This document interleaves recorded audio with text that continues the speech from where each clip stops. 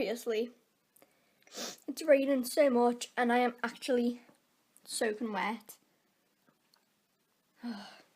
I'm going to have to go out in a minute as well because I have to go back to school. It's so bad.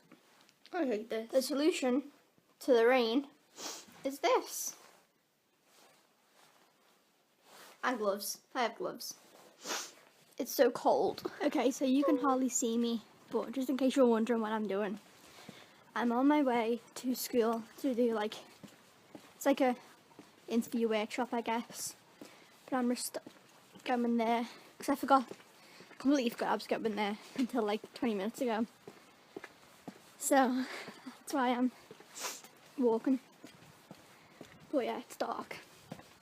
I mean, luckily we live in a good neighbourhood, so it's like nothing's going to happen. But still, it's dark. But I do quite enjoy walking in the dark. Don't know why. But anyway.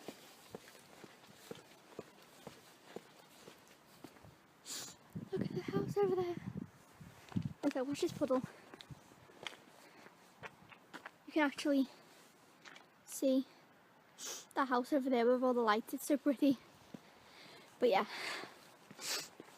So yeah. The puddle.